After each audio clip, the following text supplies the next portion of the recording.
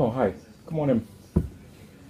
I was just sitting here thinking, have you ever been to a place where the drinks are more important than the food they serve? I mean, a real cocktail bar.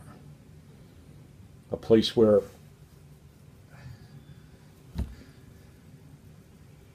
the bartender should be wearing lab coats or chef's garb because of the great concoctions they're making and creating.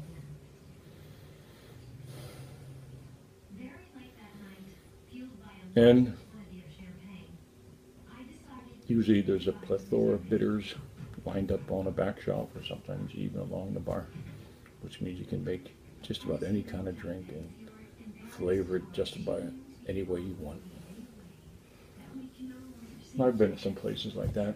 Some of my favorites are the Eddy in downtown Providence, Rhode Island,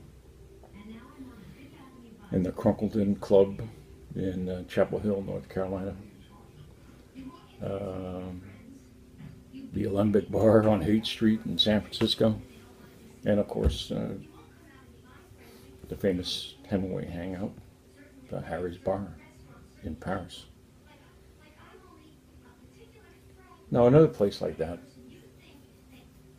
is the Cook and Brown House on Hope Street in Providence. They at one time had an extraordinarily exotic menu of very creative drinks. Drinks with names like Autumn Smoke, which was made with mezcal, calvados, boiled cider, and bitters.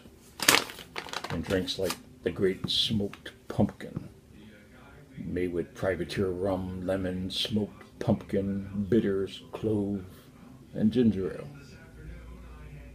Or the Bull and the Buck, made with Bully Boy white whiskey, ginger, lemon, Besharovka, bitters, and ginger ale. And one of the drinks that I always went there for, they don't make many of those anymore, but I stole the menu, the drink menu. This one, which I've made at home a couple of times because people like them. This one is called The Arbitrary Nature of Time. The Arbitrary Nature of Time.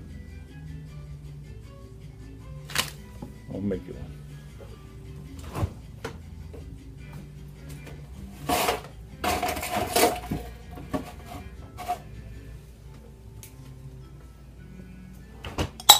One cube is all you need. And we're going to mix this one. We're going to shape this one. First, bourbon. I'm a big fan of Evan Williams. It's great, great bourbon. You're going to just eyeball this. It's primarily a bourbon drink.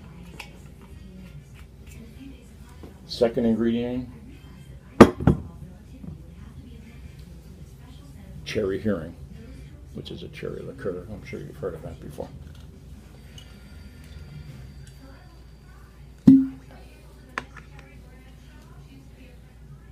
And a little bit of that. And then my old friend from Italy, the Campari, which you can never open.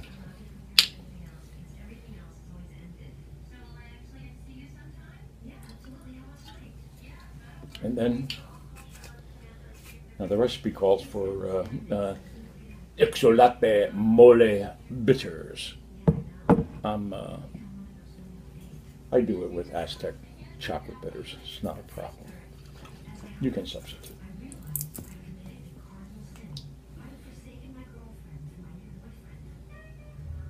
How chocolatey do you want it to be? And the last thing, orange bitters.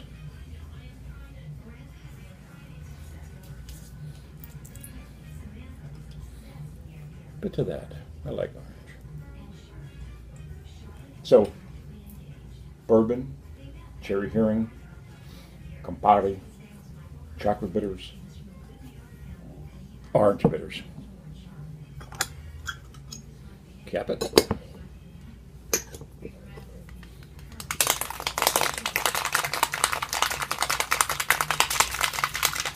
At Cook and Brown, the bartenders would do 2 at a time. Very, very interesting to see and to watch. Great entertainment. Glass like this will do fine. Everything, as we know, will be nicely chilled at this point. In it goes.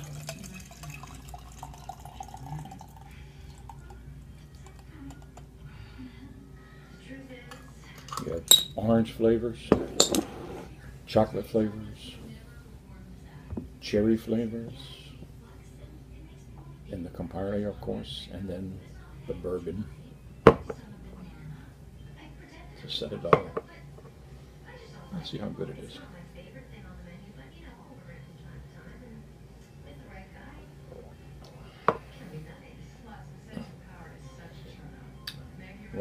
What a mixture. What a concoction, as I said before.